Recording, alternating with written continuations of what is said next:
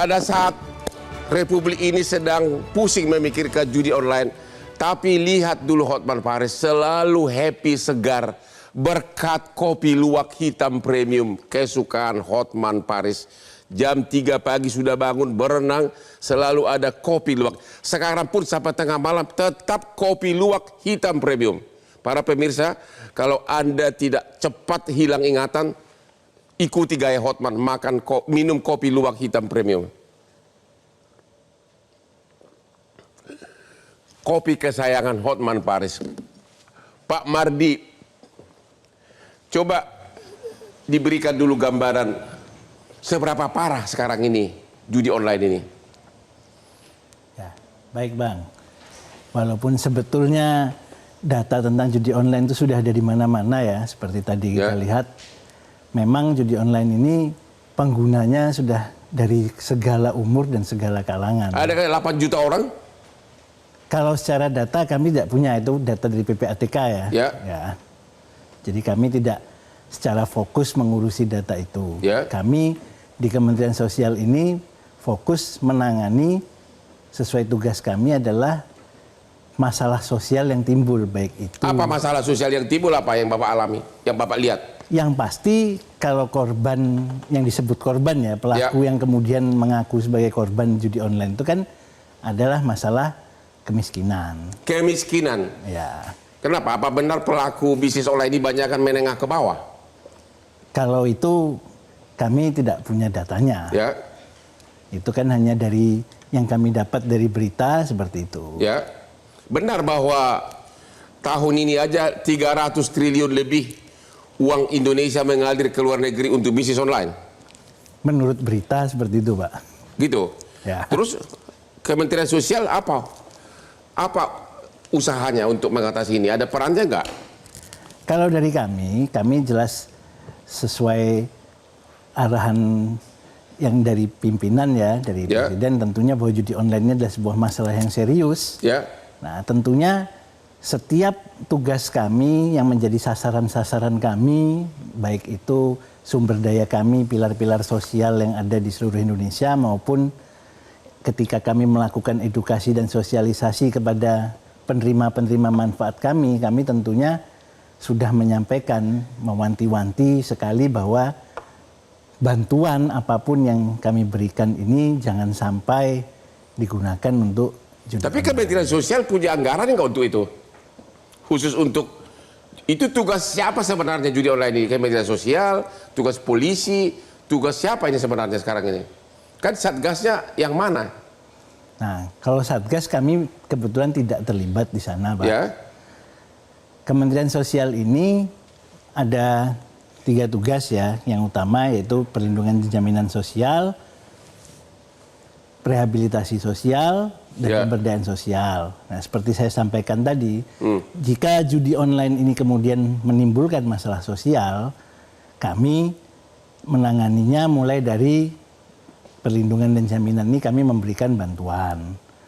Kalau nanti mereka perlu dihabilitasi atau rehabilitasi, kami lakukan. Kalau mereka kemudian perlu diberi bantuan pemberdayaan untuk kembali bisa.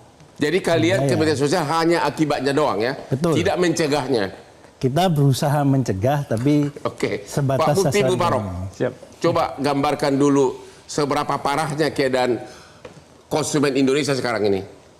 Jadi ada ada 3 perilaku konsumen kan itu. Yang pertama pendidikannya sangat rendah, dan yang kedua tidak mau baca dalam konteks promosi-promosi itu, dan yang ketiga instan kan gitu. Jadi perilaku konsumen 3 ini menyebabkan rentan sekali konsumen kita ini, sehingga ketika ada promo-promo yang terkait dengan judi online, mereka bisa melakukan itu, apalagi diperkuat dengan posisi pinjaman online yang sangat gampang. Pinjaman online ini ada hubungan sekali dengan judul kan gitu. Pinjaman online sama judul. Sangat relasi kan gitu, kartu kredit, fintech dan sebagainya ada hubungan, sehingga ketika orang bisa meminjam dengan cepat dan kemudian ini yang digunakan untuk transaksi judul kan gitu, karena cukup cepat, dan kemudian mereka mencoba-coba yang asalnya dari uang 5.000 bisa dimainkan sampai jutaan, sampai miliaran, sehingga ini disebut berkembang cepat karena transaksi elektronik ini menjadi kata kunci mereka bisa transaksi kan gitu.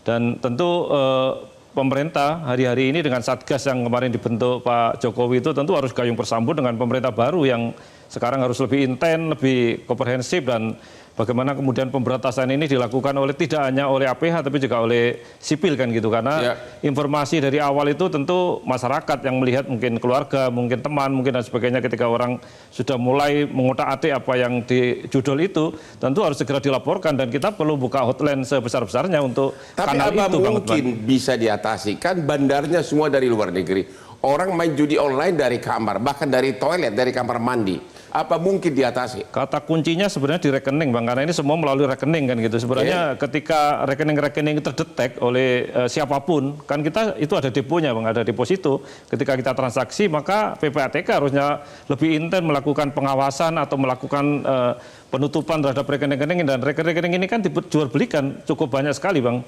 Jika menurut saya ini juga harus ada pembatasan ketika bank-bank itu melakukan pembukaan rekening. Sesungguhnya digunakan untuk apa harus jelas kan gitu, karena ketika orang transaksi lebih aja dideteksi, apalagi rekening-rekening yang orang-orang yang di daerah-daerah itu cukup banyak digunakan untuk judi online. Tapi benar gitu. sudah sampai 8 juta rakyat Indonesia korban bisnis judul ini. Saya kira lebih, Bang, kalau catatan kita karena dari pinjaman online itu aja cukup jutaan kan gitu, artinya angkanya cukup pinjaman online, dan ini relasi atau hubungannya terkait dengan judi online cukup dekat kan gitu. Apa perlu pinjaman online-nya aja ditutup?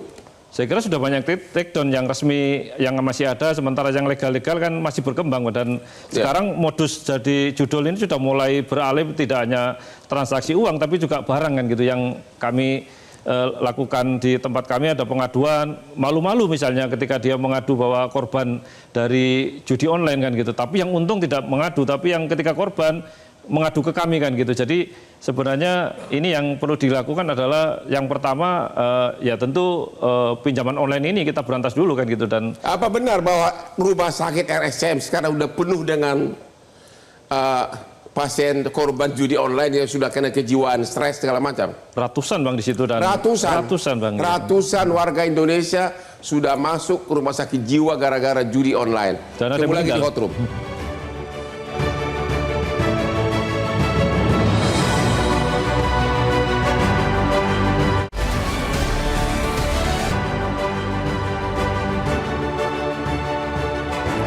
Ketemu lagi di Hot Room, bencana sosial judi online, Pak Nasir Jamil. Ya, Pak. Ada usulan agar status judi online ditetapkan sebagai darurat nasional. Emang kalau begitu apa yang terjadi? Dan siapa yang gagal mengatasi judi online ini? Begini, Bang Hotman, jadi pikiran saya kan, judi online ini tidak lagi kita bisa masukkan dalam kategori penyakit masyarakat atau pekat. Ya. Dia harus sudah menjadi kesadaran bersama bahwa dia bencana sosial. Jadi dampak dari judi online ini kan beragam dan seolah-olah telah menghancurkan tatanan sosial kita. Ada orang yang berpisah, hancur rumah tangganya, membunuh, iya kan? Kemudian banyaklah peristiwa sosial akibat judi online ini. Ada yang membakar suaminya dan lain sebagainya. Oleh karena itu saya pikir ini sudah tidak bisa lagi disebut sebagai penyakit masyarakat atau pekat. Ini usulan ini dari Bapak? Ya, saya mengusulkan, mengusulkan kepada pemerintah agar, saya senang sebenarnya dengan istilah bencana sosial itu, Bang Hotman. Jadi menjadi kesadaran bersama bahwa ini harus ditanggulangi. Namanya juga bencana, kan harus ditanggulangi. Terus kalau udah bencana, terus apa yang terjadi? Ya tentu kalau ini tidak ditanggulangi akan berdampak jadi kepada masyarakat. Ya, tadi kita singgung misalnya putaran uang. Ya itu kalau nggak ada Satgas itu bisa sampai ke angka 981 triliun itu, Bang. Ya. Kalau tidak ada Satgas. Jadi setelah ada intervensi Satgas dia turun. Ya, turun ke angka 300. Ya. Bahkan sekarang itu ya dengan intervensi Satgas itu hari ini sampai kepada 400. 400 triliun uang Indonesia mengalir ke luar negeri. Iya, jadi ini kan cukup merisaukan kita, Pak. Oleh karena itu ketika misalnya saya mengusulkan agar ini menjadi sebuah bentuk darurat, karena di mana-mana menyasar semua lapisan, mulai dari usia 10 tahun sampai 35 tahun, 50 tahun, 60 tahun begitu. Dan tentu saja memang kalangan menengah ke bawah lebih banyak. Kemudian menengah ke atas juga ada. Tapi itu sedikit jumlahnya.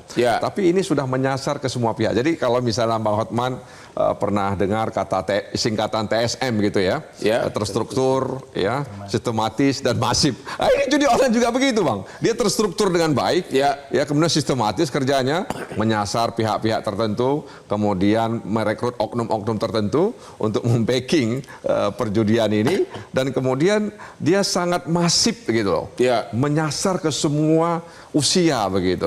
Sehingga saya pikir ini sudah bisa kalau kemudian pemerintah menetapkan atau merencanakan kita mengalami darurat. Bandarnya sebenarnya mayoritas di luar negeri atau di Indonesia? Ya, informasi yang kita terima kan di luar. Di luar. Jadi ya dengan memanfaatkan teknologi informasi ya sekarang ini ya kan sangat mudah. Ya sangat mudah mereka melakukan itu. Jadi ya seperti seperti pisau bermata dua itu, Bang, teknologi digital macam-macam sekali ini. Ya, oleh karena itu saya pikir pemerintah harus serius, dan kalau kami lihat pemerintah sudah serius. Satgas judi online dengan pencegahan, dengan penindakan itu sudah mulai bekerja dengan baik. Nah, tinggal kita berharap agar kerja Satgas ini lebih full lagi. Oke, terima kasih Pak Asmi. Memang sanksi pidana sudah nggak ada gunanya? Ya, sanksi pidana kita sebenarnya diatur di dalam Undang-Undang ITE, Bang Hotman. Siapapun yang bertransaksi, berkegiatan yang bermuatan dengan judi, itu diancam dengan pidana maksimal 10 tahun 10 tahun penjara dan 10 miliar. Tapi kan tidak diatur juga minimal. Gitu loh. Padahal kalau kita lihat apa yang dimainkan oleh bandar dengan triliun tadi, dan kualitas penegakan hukum kita yang terkadang dalam tanda petik bisa dipermainkan, bagi bandar-bandar itu sangat memudahkan sekali. Bahkan bisa saja orang yang diletakkan di dalam tahanan bukan orang yang sebenarnya melakukan itu. Mereka bisa lakukan barter orang-orang tersebut. Saya kira jadi kembali sebenarnya kita bisa menggunakan penyitaan, Bang Hotman. Jadi dalam pasal 39 KUHP itu kan sebenarnya ruang terhadap barang-barang atau tindakan-tindakan yang berhasil dari hasil kejahatan. Hukum pidana kita kan menyatakan segala bentuk judi adalah larangan pidana. Seharusnya begitu PPATK mendetek, OJK mendetek, gitulah, seharusnya dilakukan penyitaan. Jadi kan nampak tadi yang disita apanya? Ya uang yang tadi blokir. Tapi uangnya kan dikirim ke luar negeri. Ya, makanya kita harus kemana harus masuk, kan harus masuk ke ada yang rekeningnya digunakan rekening dalam negeri. Kan direkrut tuh pemain-pemain judinya, mereka anak-anak itu atau katakanlah pemuda-pemuda itu ATM-nya dari Bank Indonesia, rekeningnya dari orang Indonesia. Ini kan kita lihat mana laporan PPATK yang 8.000 atau berapa ribu itu, terus mana laporan OJK terhadap itu. Ini kan harus disandingkan dengan itu, Bang Hotman. Mana data yang katanya uang kita itu uang pinjol sampai berapa 1 tahun kira-kira? Pinjol kita aja di tahun pertama saja itu catatan OJK itu 66,7. Berapa? 66,7 T OJK sampai Juni kemarin. Apa? Pinjaman pinjol. 66, T. Makanya ini PPATK menyatakan 1 tahun itu 327. Tangkapan polisi kemarin, Polda hanya berapa 16 miliar dan 500 juta. 16 miliar. Nah, kita kan harus dekatkan data-data itu gitu. Berarti kalau tadi Bang Naksir bilang kualitas penegakan hukum kita belum konkret dong. Mungkin karena nggak mungkin kan bandar judi online ini kan katanya semua sebagian besar di luar negeri, dan undang-undang kita nggak bisa sampai ke sana. Lah ini yang memang harus kita dorong. Kalau tadi Bang Nasir mudah mengusulkan itu adalah katakanlah bencana nasional, berarti kan perlu gerakan pemberantasan judol. Karena memang kan lagi-lagi kita perlu ML kan, mutual legal assistance untuk itu, bantuan hukum timbal balik. Masalahnya di negara-negara tertentu tadi belum memasukkan judi sebagai peristiwa tindak pidana. Bahkan sah seperti di Kamboja. Sah Kamboja. Jadi mereka merasakan sepanjang itu belum, berarti kan ada duduk barengnya kepemimpinan untuk memikirkan bagaimana mungkin resapannya 327 T, resapannya ini kan mengganggu perekonomian nasional, Bang Hotman. UKM kita, peredaran duit, berarti kita nggak bisa punya uang belanja dong. Uang itu diambil semua. Berarti krisis dong, repot nanti Bu Sri Mulyani untuk membiayakan uang-uang negara. Kalau kita dari murni tindakan represif pidana, menurut Anda tidak mungkin? Tidak efektif. Harusnya itu tadi sita semuanya. Jadi mereka nanti dibuktikan dengan pembuktian terbalik. Jadi Presiden Prabowo melalui Asta Citanya nomor 7 yang menyatakan berantas harus berani melakukan. Jadi tarik dulu nih dari laporan-laporan tadi yang 8.000 atau 9.000 tadi. Ini yang mana nih? Yang rekening-rekening. Begitu tahu termasuk pembacking ya. Jadi makanya Panglima TNI maupun katakanlah Kapolri harus tegas Bang Hotman. Kalau ternyata yang backup juga adalah aparat, ya selesaikan. Ini yang memang juga harus kita tegas, sapunya harus bersih. Karena tapi katanya bisnis online itu benar-benar bandarnya di luar negeri, langsung main elektronik begini, jadi nggak akan ketahuan siapa bandarnya. Ini kan nggak bisa diakses. Ini pisau bermata dua sebelum kita didekatkan. Jangan-jangan itu adalah buang badan saja. Makanya tadi didekatkan dengan laporan tadi. Dari laporan 8.000 dan 9.000, OJK terima, PPATK terima. Yang mana nih data yang benar-benar sebenarnya mengalir keluar? Jadi menurut Anda, apa yang kurang sehingga bisnis online malah makin membabi buta? Keseriusan. Jadi tim Satgas bukan gagah-gagahan. Tim Satgas yang dibentuk 20 bukan hanya sekedar nakut-nakutin nama, tapi kualitas penegakan hukumnya clear. Gitu loh. Clear dong. Angka yang tadi triliunan itu bisa balik ini. Ini yang menunjukkan kualitas kerjanya tim Satgas. Oke, 8 juta penduduk Indonesia bahkan lebih katanya sudah bermain bisnis online dan 300 triliun lebih uang kita mengalir ke luar negeri sebagai korban bisnis online. Ketemu lagi di Hot Room.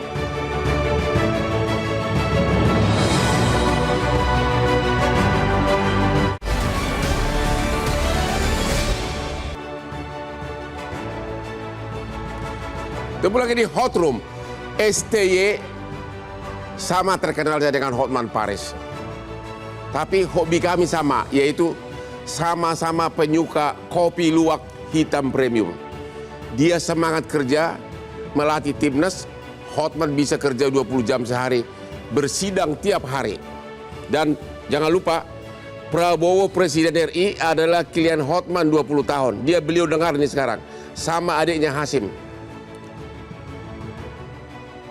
Itu semua berkat kopi luwak hitam premium bikin saya semangat terus. Dan saya tidak mau jadi menteri. Pak Mardi, jadi gimana dong ini Pak? Kan Bapak di Kementerian Sosial, masa membiarkan rakyat sampai 8 juta korban begini? Solusinya gimana Pak?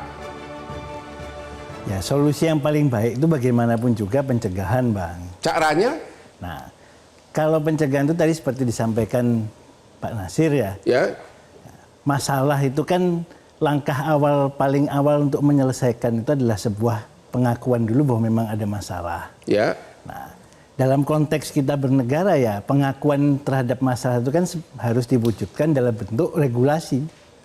Regulasi kita ada, regulasi apa yang kurang? Ya itu tadi, seperti kalau misalnya memang mau diwacanakan judi online adalah sebuah bencana sosial, ya itu harus diwujudkan dalam sebuah produk tertulis. Bapak setuju itu jadi bencana sosial?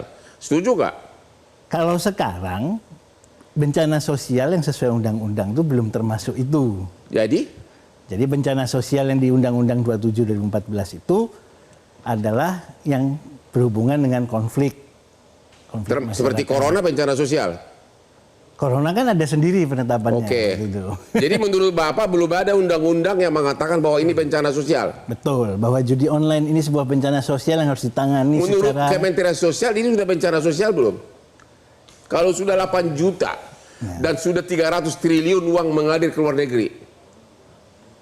Ya, kalau menurut kami ini memang harus ditangani. Kalau sebuah bencana sosial atau tidak, ya itulah kami kan... Masih perlu dibicarakan? Iya, kami kan harus bekerja sesuai aturan. Oke, terima kasih Pak Nasir Jamil.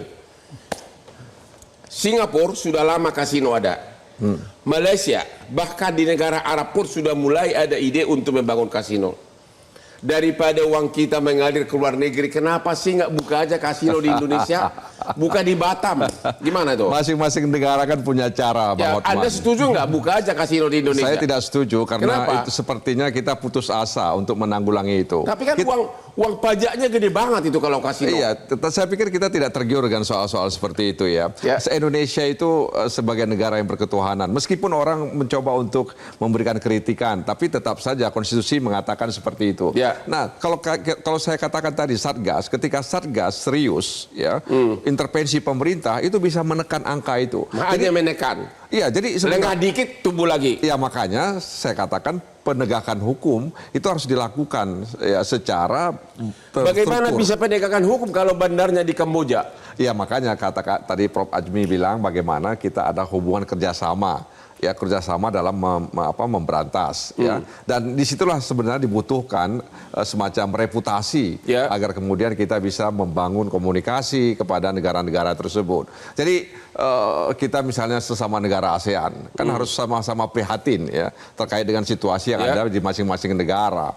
Jadi saya pikir ketika ada ide untuk membuka kasino ya seolah-olah itu kan menggampangkan masalah yang ada ya, padahal tidak. Atau buka seperti SD-SB zaman Soeharto. Iya, saya pernah mendengar waktu itu ya SD-SB di masa Soeharto, dan memang waktu itu juga orang di mana-mana itu saya lihat mereka sibuk dengan itu.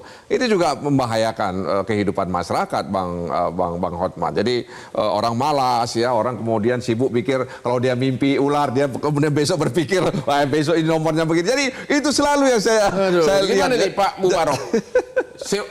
Sebagai perwakilan konsumen, buka aja kasino di Indonesia, Pak. Kenapa sih uang pajaknya berapa banyak itu masuk ke Indonesia? Agak riskan, Bang, kalau bicara soal kasino kan gitu, karena negara agami seperti ini agak susah kita mengatakan itu kan gitu. Tapi kalau itu negara yang mungkin menginisiasi mungkin nggak ada persoalan, tapi kalau bagian dari masyarakat, karena kalau kaitannya dengan judul ini tentu mata rantainya cukup panjang ini gitu, Bang. Mulai dari pemain bawah sampai pemain yang elit kan gitu, dan semua terlibat. Jadi kita bisa mengatakan bahwa ketika ini kita bongkar habis-habisan dan kita tentu tindakan yang keras tadi, negara ini bisa bubar, Bang, kan gitu. Itu paradigma kita karena yang terlibat cukup banyak kan gitu. Tapi kenapa korbannya pemain judul itu, judi online itu banyak kan menengah ke bawah? Saya kira karena masyarakat instan tadi, Bang, dan mereka berharap dari investasi menurut dia dapat sesuatu kan, karena memang prakteknya judi ini dalam tahap awal-awal dia untung kan gitu.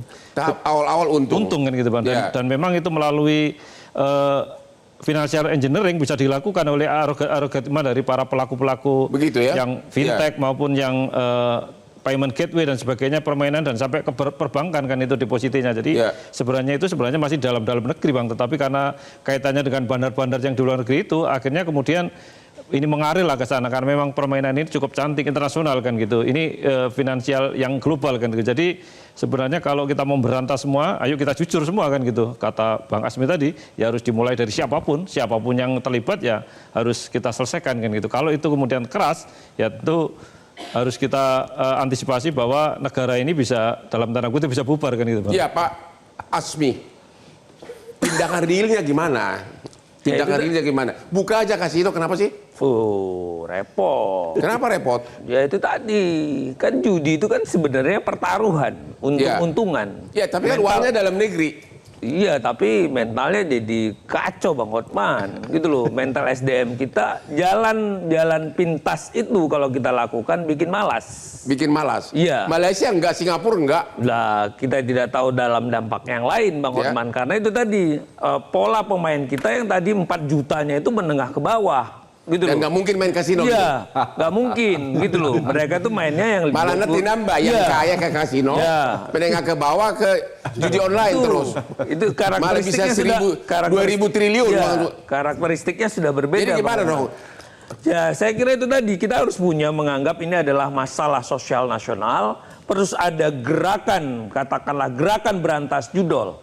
Ya, karena kan kita udah tahu hari ini Pak Menko Polkam udah gagas 20 pokja terhadap judi online ini, bukan hanya 1, 20 pokja yang dilakukan oleh Pak Budi Gunawan CS melalui leading sektornya itu adalah Kapolri. Ya tunjukkan dengan 20 pokja ini selesai. Kalau Polda Metro Jaya ada 16 miliar ditambah 600 juta, berarti polda-polda lain yang mana nih? Karena kan sebarannya tahu, kita lihat di Jabar ada pemain sekitar 500 ribu, di DKI juga ada pemain hampir ratusan ribu, Jateng juga hampir ratusan ribu pemainnya, Jawa Timur juga ratusan ribu pemainan ini. Bahkan di Jakarta Barat sendiri itu perputaran uangnya hampir 792 miliar. Pak Hotman untuk permainan. Berarti ini mana nih kerja-kerjanya? Berarti tinggal tagih nih, Polres, OJK, PPATK, detek. Terus termaksud cek, Bang Hotman, money changer yang dijadikan ini adalah penampung. Karena salah satunya juga selain rekening, ini cek nih, tempat penukaran uang. Ini adalah markas juga bagi judi online. Bagaimana dengan keterlibatan oknum aparat yang justru backing? Wah, ini lebih berat. Itu lebih berat. Sepertiga kan lebih tinggi. KUHP udah menyatakan kalau orang itu bukan hanya sekedar backing kan, berarti kan dia pelaku kan, pelaku yang menggunakan jabatannya, menyalahguna jabatannya pada melakukan yang Anda lihat terlarang. itu masif terjadi atau bagaimana di Indonesia? Pasti, karena pasti ada, karena kayak Komjiji, dia yang harusnya meremot untuk ditendang, malah Jadi harusnya pokja dari Pak Budi Gunawan harusnya terhadap oknum aparat duluan dong. Iya dong, bersih-bersih di dalam. Makanya tadi Kapolri, Panglima TNI menentukan sikap. Tidak ada satupun. Jadi siapapun yang memang ada terlibat pada judal, gas. Termasuk membacking langsung? Membacking lebih parah Bang Hotman. Karena pembacking itulah sebenarnya pelaku utamanya. Mereka udah terima duit, mereka juga pemainnya, mereka juga dapat duit yang lebih banyak, tapi seolah-olah menjalankan tugas. Dan Anda mengatakan itu banyak terjadi sekarang ini. Itu yang akhirnya kan kita bisa tahu. Yang penting wajib setor ke atas, akan aman, dan itu kedetek yang gimana? Pada waktu dulu begitu polisi mau datang, orang udah kabur. Kita nggak dapat uang. Kan selalu kecolongan. Sampai sekarang masih terjadi itu. Kalau itu pola-pola itu masih ada, berarti ada keinginan yang sama. Kalau atau iya? Ya saya harus bilang dong, kalau itu terjadi Bang Hotman, begitu kita lihat teman-teman jurnalis memberitakan, begitu akan dikejar orang yang sudah kabur. Berarti kan ada keinginan yang sama ngasih tahu, kami mau operasi di sini, amankan dulu, kamu pergi dulu, bawa uangnya. Ya berarti apa? Ada keinginan yang sama dong. Gimana Pak Nasir? Kapan Kapolri dipanggil? Kapan Kapolri dipanggil untuk ini? Penegakan hukum itu Bang Hotman harus merah putih. Apa itu? Ya merah putih, berani dan kemudian membersihkan institusi itu dari backing-backingan begitu. Tapi kalau nggak merah putih, itu Bang, benar banyak backing, justru oknum aparat yang jadi backing. Ya sebenarnya yang ilegal-ilegal ini kan memancing orang untuk membacking itu, karena keuntungannya besar. Nah karena itu kalau kita lihat peredaran gelap narkoba, ada yang membackingnya, ya oknum-oknum lah kita bilang Bang. Karena di negeri ini kan supremasi oknum Bang. Ya. jadi karena seharusnya kan negara kita supremasi hukum. Tapi kan kemudian orang bilang ini supremasi oknum. Jadi oknum-oknum inilah yang kemudian membacking. Ya tentu saja peredarannya besar. Jadi ketika misalnya gula itu sudah menumpuk di mana-mana, semut-semut ini ada semut coklat, semut hijau, semut macam-macam ini, ya. Katanya dia. Kapolri mau dipanggil oleh Komisi 3. Kita sudah mengundang kemarin rapat kerja dengan Kapolri, dan Kapolri dengan sungguh-sungguh mengatakan bahwa kalau dia misalnya terlibat atau ada aliran uang ke dirinya, dia siap mundur. Itu artinya beliau tuh sejak punya komitmen. Nah mudah-mudahan dirinya, tapi bawahannya? Ya makanya waktu itu kan dihadir oleh Kapolda semuanya, seluruh Indonesia hadir. Nah waktu itu didengar oleh seluruh Kapolda, dan kita harapkan Kapolda, Kapolres, Kapolsek itu bersama dengan Kapolri untuk sama-sama memberantas judi online. Itu yang kita harapkan Bang. Jadi Anda setuju bahwa harusnya garda terdepan itu adalah aparat kepolisian yang harus berperan besar. Karena ini penegakan hukum, makanya penegakan hukum itu harus merah putih, sehingga kemudian kita bisa menekan itu dengan baik, sehingga demand-nya nol, kemudian supply-nya nol. Begitu ya? Iya, kalau kita tidak mampu menekan, ya kalau ketika ada permintaan, ya kan, maka ada barang, ya kan, tanpa ada permintaan. Jadi perlu benar-benar tindakan ekstraordinari ya? Betul. Kita lagi di hot room.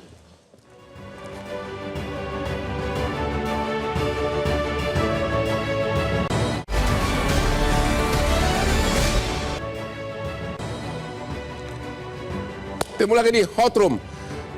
Pak Mardi dari Kementerian Sosial, Bapak Menteri Hak Asasi Manusia marah-marah gara-gara anggarannya cuma 80 miliar.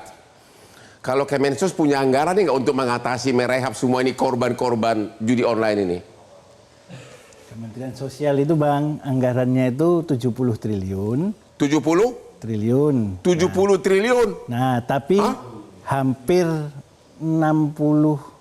hampir kan dulu 70 triliun, kenapa Kementerian Haji cuma 80 miliar ya? Karena hampir 90% lebihnya itu untuk bansos Bang. Untuk bansos? Sembako dan PKH. Jadi anggaran untuk selain bansos itu ya kurang lebih ya 1T nggak sampai. Kalau korban judi online sudah waktunya nggak dikasih bansos? Oh tentu tidak. Tidak? Tidak. Dilarang? Gus Menteri berkomitmen bahwa pelaku judi online itu justru akan kami hentikan kalau ketahuan dia sebagai pelaku judi online, malah bansos akan dihentikan. Nih, tahu rasa lo. Betul. Ya. Korban sesungguhnya itu adalah keluarganya. Oke. Nah, keluarganya inilah yang akan kami berikan. Kalau dia perlu sakit jiwa perawatan, mau nggak Kemensos bayar juga? Nggak mau juga? Sampai saat ini belum. Sampai saat ini belum. Ya. Jadi secara keuangan Kemensos tidak ada anggaran apapun untuk korban-korban judi online. Untuk pelaku tidak. Untuk pelaku ya. Untuk korban keluarganya kami akan berikan bantuan yang bisa kami berikan sesuai dengan hasil asesmen kebutuhannya. 70 triliun ya. Bansos. Waduh, kenapa gua nggak jadi Menteri Sosial ya? Kalau Menteri Hak Asasi Manusia, dengar 70 T, kamu 80 miliar.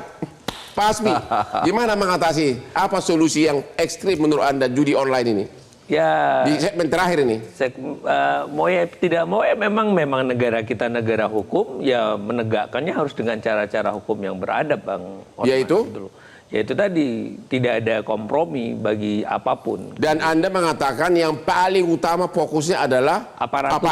Ya, aparatur kita. Jadi Komdiji, siapapun stakeholder yang paling rentan, yang dekat dengan situ. Komdiji, PPATK, OJK, perbankan, money changer, yang punya kantong-kantong gede. Daripada, tapi berat Pak, duitnya kencang dan tebal. Ini masalahnya masalah RP Bang Hotman, bukan masalah PR. Karena ini bukan masalah tantangan Bang Hotman, ini masalah tentengan. Ini bukan masalah air mata. Jadi Anda tapi masih mata pesimis. air. Anda masih pesimis. Tetap optimis dengan penegakan hukum kita. Apapun ini 20 Pokja ini, apalagi 100 hari pemerintahan Pak Prabowo, saya kira akan menunjukkan, karena Pak Prabowo pasti bikin kampanye untuk 10 tahun yang akan datang, gitu loh. Itu akan dia lakukan, gitu loh. Program hari ini pasti Pak Prabowo akan tunjukkan untuk 10 tahun yang akan datang. Wah. Jadi Anda sekarang berharap dari siapa? Budi Gunawan atau dari Kapolri? Dua-duanya pasti, karena Kapolri sekarang ada di bawah Pak Budi Gunawan. Begitu ya. Pak Budi Gunawan. Gimana nih dari perlindungan konsumen? Ada 3 pilar, Bang. Yang pertama, pemerintah sudah mulai bergerak kan gitu, dan kemudian kan dari dulu sudah mulai bergerak, tapi malah naik. Tetapi gasnya kurang, Bang, kan gitu. Apanya? Gasnya kurang. Gasnya kurang. Gaspol, rempol kan gitu, Bang. Jangan sampai ada remnya kan gitu. Digas gimana agar judi online ini berkurang atau tutup? Nggak bisa. Ya, artinya memang semua harus buka-bukaan dalam konteks ini. Ketika yang kedua adalah konsumen sendiri, karena konsumen ini tahu rekening kan, yang dia bertransaksi kan gitu, dan ini sudah dilaporkan supaya nanti database-nya yang dari hotline itu bisa dilacak oleh PPATK, OJK, dan seterusnya kan gitu, Bang. Dan itu harus ada penangkapan, Bang. Kalau enggak, seperti ini lagi. Dan yang terakhir ya tentu pelaku usaha ini berharap pelaku usaha ini sadar lah, karena sudah terlalu Mana ada Pak sadar kalau untungnya ratusan miliar. Nggak, artinya kan harus efek jerah, Bang. Ketika ketangkep, kemudian kemudian disita dan sebagainya ya tentu. Emang sudah ada bandar judi online yang besar ketangkap sampai hari ini belum ada kan? Ada yang kemarin masih belum menengah masihan, Bang. 16 miliar ya Polda. Masih kecil ya. Miliar apa artinya dengan 300 triliun? Memang masih sedikit, Bang. 600 juta. Ke depan kan ini akan baru 16 miliar ya? Iya, 16 miliar. Ke depan kan akan bola saljunya akan terus bergelinding, Bang, ke yang besar-besar kan gitu. Dan ketika 3 pilar ini bergerak ya penyelesaiannya akan cepat. Gimana di kan, Komisi gitu. 3 DPR? Komisi 3 DPR kan adalah semacam gitu loh. Iya, jadi negara itu intinya tidak boleh kalah dengan penjahat, Bang. Ya. Jadi kalau misalnya bukan penjahat, pengusaha judi online. itu memang nama halusnya, Bang. Nama halusnya. Jadi menurut saya pemerintah harus punya target untuk menekan judi online itu. Ya. Dengan cara apa? Ya terstruktur. Jadi kementerian, lembaga, negara itu harus bersama-sama. Ya. Jadi sistematisnya, masifnya. Jadi pencegahan harus dilakukan, penindakan juga nggak boleh main-main. Pendidikan juga begitu, Bang. Jadi bagaimana masyarakat kelas bawah ada literasi soal ini. Ya, pencegahan juga dilakukan dengan baik. Jadi kalau pencegahan, penindakan, pendidikan dilakukan secara simultan dan itu semua di bawah bendera merah putih, saya percaya, Bang, 2025 kita akan bisa menekan judi online. Tahu nggak, Bang? Kalau tidak ada satgas, ya kita tidak akan mampu ya menekan judi online itu. Jadi 2024 ini kalau nggak ada satgas itu naiknya 200%, Bang. Begitu ya? 200%. Makanya kita bersyukur negara itu sungguh-sungguh dengan hadirnya Satgas itu. Nah, kita harapkan mereka harus bisa mengelola harapan masyarakat untuk bisa menekan judi online sehingga demand-nya nol, supply-nya nol. Dan sampai saat ini Anda tetap tidak setuju dibuka judi resmi di Indonesia, kasino atau SDSB seperti zaman Soeharto. Until now saya tidak setuju, Bang. Kenapa nggak setuju? Ya karena negara diharapkan punya cara lain, ya kan? Sampai sekarang belum berhasil. Nah karena itu kita harapkan negara ini kan banyak pemikir, banyak orang yang di dalamnya yang pintar-pintar, Bang. Ya. Jadi menurut saya kita pintar-pintar tapi dengan godaan judi online itu terlalu berat ya, godaan memang, uangnya. tentu saja ada yang tergoda, ada yang tidak tergoda. Saya pikir Indonesia itu harus menunjukkan kepada negara lain tanpa ada kasino kami bisa memberantas judi online. Sampai sekarang belum berhasil tapi. Ya memang nggak mudah, Bang. Ya nggak mudah karena tadi itu. Ya. Apakah ini terkait Bapak mentalitas memang? Karena judi online itu kan bisa dicegah. Bandarnya di luar negeri dia bermain di toilet, di kamar mandi. Iya, karena sekarang mudah mengaksesnya kan, Bang. Iya, mudah mengaksesnya. Jadi mungkin hampir nggak mungkin diberantas. Ya, memang kalau kita tidak mungkin, saya pikir kita sudah masuk dalam putus asa, Bang. Ya, putus asa. Berusaha terus. Kita akan berusaha terus, optimis lah, Bang. Oke. Ya. Jadi kepada para masyarakat, kepada orang tua, kepada para istri agar benar-benar awasilah keluarga kamu. Saya sendiri pernah jadi korban judi online. Kita punya usaha buka restoran di Bogor. Baru 2 malam restorannya, uangnya langsung dibawa kabur sama manajernya. Ternyata gara-gara judi online. Akhirnya ketangkap kemudian. Jadi bahkan dia sempat pergi ke rumah istrinya dicerai dulu baru dia pergi bawa duit 170 juta. Ya, jadi pilar utama itu adalah keluarga. Keluarga itu sangat penting seperti Hotman walaupun nakal tapi tetap sayang keluarga. Inilah Hot Room setiap hari Rabu jam 9 di Hot Room. Dan kalau Anda punya kasus-kasus viral, Hot Room lah tempatnya. Karena di Indonesia ini no viral, no justice. Selamat malam. Ya Pak, sini Pak.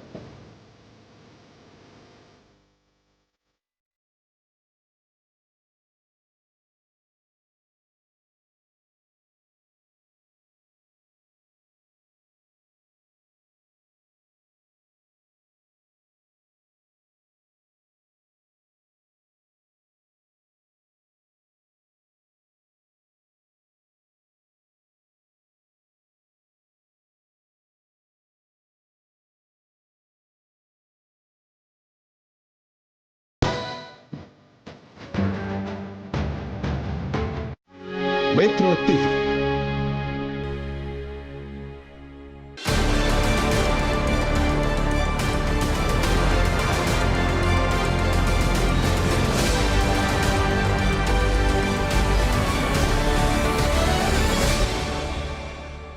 Jelajahi cara baru mendapatkan informasi. Download Metro TV Extend sekarang.